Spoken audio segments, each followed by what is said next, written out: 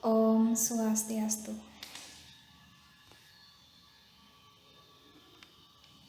Baik anak-anak, jadi di pertemuan kali ini kita akan membahas tentang tantra, yantra, dan mantra.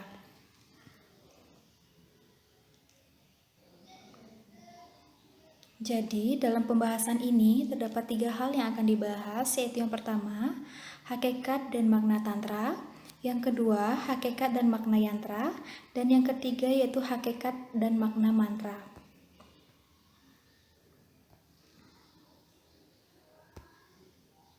Baik, kita lanjut ke yang pertama, yaitu hakikat dan makna tantra. Jadi, kata tantra ini berasal dari bahasa Sanskerta yang memiliki makna memperluas. Jadi, tantra ini merupakan salah satu dari sekian banyak konsep pemujaan kehadapan ide Sang Hyang Widi-Wasa, di mana manusia kagum pada sifat kemahakuasaannya sehingga memiliki keinginan untuk mendapatkan suatu kesaktian. Jadi dalam Kamus Besar Bahasa Indonesia ini menjelaskan bahwa Tantra atau Tantriisme ini adalah ajaran dalam agama Hindu yang mengandung unsur mistik atau magis.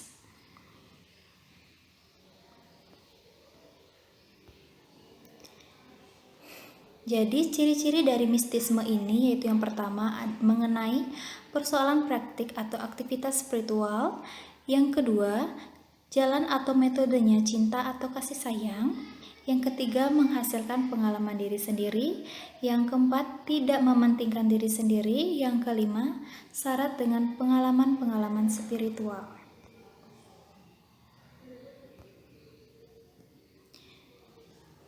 Yang pertama ini adalah tujuan dari tantra, yaitu pembebasan dari suatu kebodohan atau kelahiran kembali, alam semesta yang dianggap sebagai suatu permainan. Yang kedua, mengajarkan tentang pemujaan terhadap sakti sebagai objek utama pemujaan. Yang ketiga, dalam tantriisme ini yang dipuja yaitu Ista Dewata Siwa Sakti.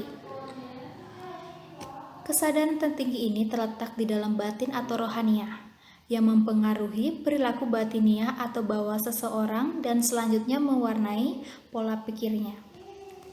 Atau sebaliknya, pola pikir yang telah dijiwai oleh nilai mistisme yaitu eksistensi kesadaran batin. Meskipun demikian, eksistensi mistik yang sesungguhnya tidaklah berhenti pada perilaku batin atau bawah saja. Lebih utama adalah perilaku jasad atau solah, yang artinya mistik bukanlah sekedar teori namun lebih ke arah manifestasi atau mempraktikkan perilaku batin ke dalam aktivitas hidup sehari-harinya dalam berhubungan dengan sesama manusia atau makhluk lainnya.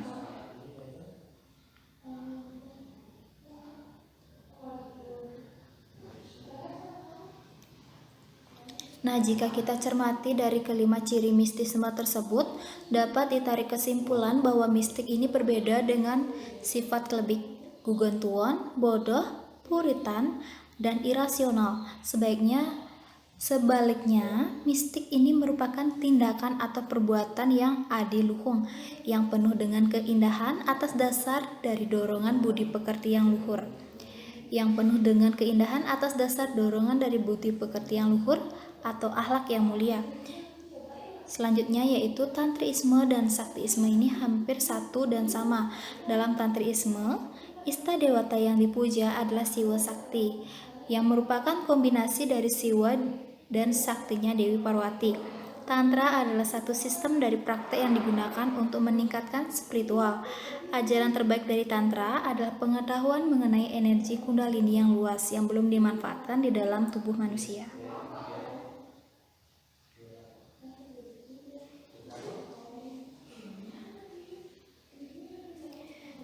Nah, jadi ajaran terbaik dari Tantra adalah pengetahuan mengenai energi Kundalini. Jadi yang dimaksud dengan energi Kundalini ini merupakan kekuatan yang tak terbatas yang terdapat di dalam setiap tubuh manusia. Jadi di dalam tubuh manusia ini terdapat 7 cakra yang dimulai dari bawah sampai ke atas. Jadi yang pertama ini ada Muladhara Cakra, yang kedua ada Swadhisthana Cakra, yang ketiga Nabi Cakra, yang keempat Anahata Cakra, yang kelima Wahudi Cakra, yang keenam Agnya Cakra, dan yang terakhir ada Sahasrara Cakra.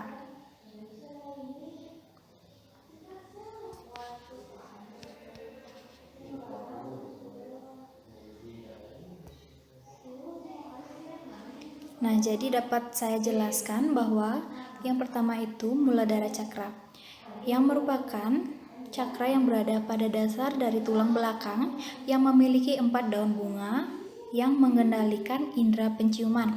Yang kedua ada Swadhisthana Cakra yang berada pada dasar kelamin yang memiliki 6 daun bunga dan mengendalikan indera perasa.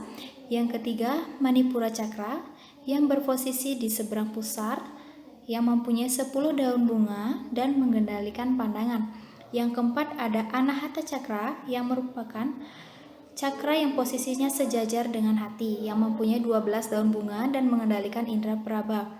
Yang kelima ada Wisuddha Cakra yang berada pada jakun kerongkongan yang memiliki 16 daun bunga dan mengendalikan indera pendengaran.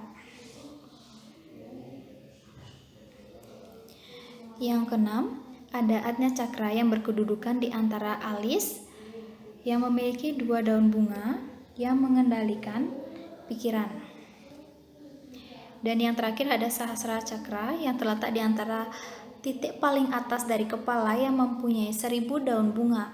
Jadi seorang yogi yang mendalami ajaran Kundalini ini dengan memiliki posisi seperti ini dapat dinyatakan telah memperoleh kesadaran kosmis.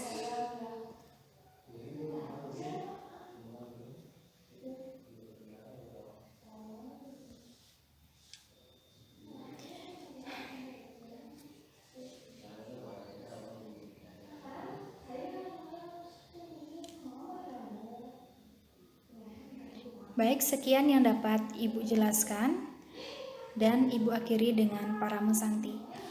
Om Santi Santi Santi Om. Om Swastiastu. Baik anak-anak, di sini Ibu akan melanjutkan materi yaitu hakikat dan makna dari yantra. Yantra artinya alat atau instrumen. Adalah bentuk niasa yang diwujudkan oleh manusia untuk mengkonsentrasikan baktinya ke hadapan ide Sang Yang Widiwasa, misalnya dalam perpaduan warna, kembang, banten, gambar, dan lain sebagainya. Nah, yantra yaitu garis-garis lurus atau lengkung yang dipadukan merupakan baris dari energi alam semesta yang merupakan perwujudan dewata. Kemudian yantra juga merupakan lukisan geometri dari tipe tertentu yang mempunyai makna dan memiliki struktur atau komposisi dari suatu dewa. Kemudian yantra digunakan sebagai sarana pemusatan pikiran. Selain itu, yantra juga digunakan dalam pemujaan.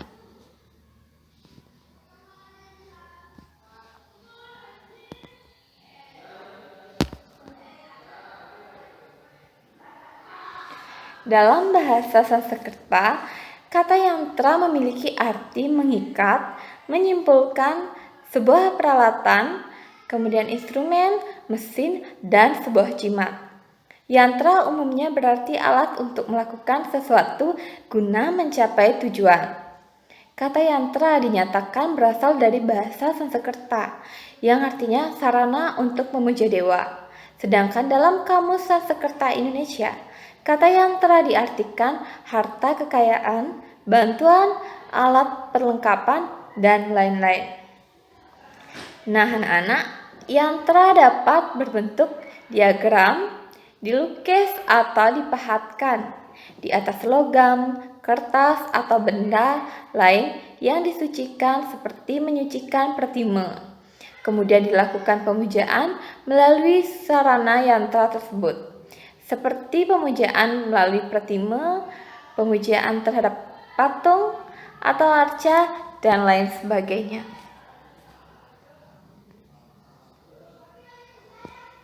Yantra adalah digunakan oleh seseorang yang telah suci, misalnya seperti pemangku, pendeta, atau selingkih, dalam memuja ide Sang Yang Widiwasa. Selain itu, yantra lebih banyak mengejawatah ke dalam berbagai lambang atau simbol beserta peralatan, sarana dan prasarana ritual yang bersangkutan.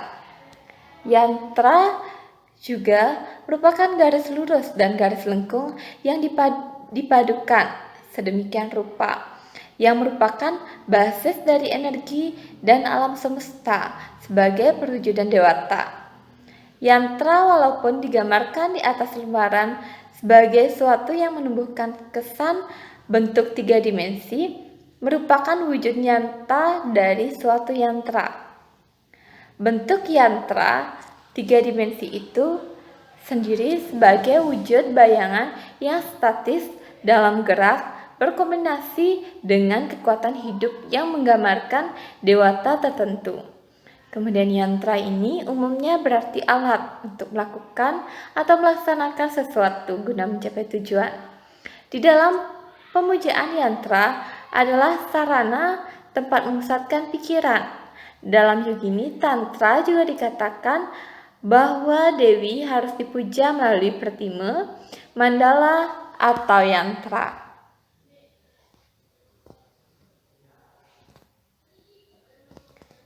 Nah, anak-anak, demikian materi yang dapat Ibu sampaikan pada hari ini. Materi selanjutnya akan disampaikan oleh rekan Ibu. Baik, Ibu tutup dengan Prama Santi. Om Santi Santi Santi Om. Baik, jadi Ibu di sini akan melanjutkan materi dari rekan Ibu. Jadi, untuk materi selanjutnya yaitu mengenai hakikat dan makna mantra. Mantra berasal dari bahasa Sanskerta, man yang artinya pikiran, tra artinya menyeberangkan.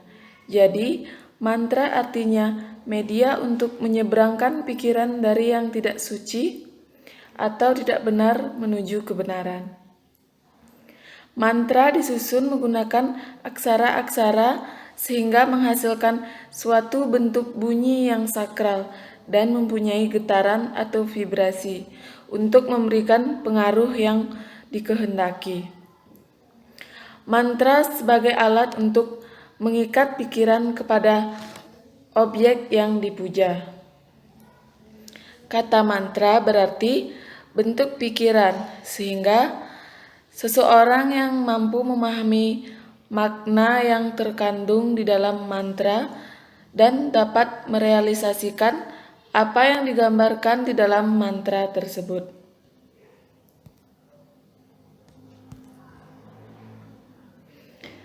Adapun jenis mantra menurut sifatnya, yang pertama ada Satwika mantra, yang kedua ada Rajasika mantra, yang ketiga ada Tamasika mantra. Jadi Satwika mantra yaitu digunakan untuk pencerahan, kebijaksanaan, kasih sayang Tuhan. Yang kedua Rajasika mantra yaitu digunakan untuk kemakmuran duniawi serta kesejahteraan anak cucu. Kemudian yang ketiga, Tamasika mantra yaitu digunakan untuk mendamaikan roh-roh jahat, menghancurkan dan membahayakan orang lain. Selanjutnya yaitu adapun cara pengucapan mantra yaitu yang pertama Waikari japa, yang kedua Upamsu japa, yang ketiga Manasika japa, kemudian yang keempat Likita japa. Nah, jadi untuk Waikari japa yaitu mengucapkan mantra sampai terdengar. Yang kedua Upamsu japa yaitu mengucapkan mantra dengan cara berbisik. Kemudian yang ketiga yaitu Manasika japa, mengucapkan mantra di dalam hati. Kemudian yang keempat Likita japa yaitu mengucapkan mantra dengan menulis berulang-ulang di atas kertas.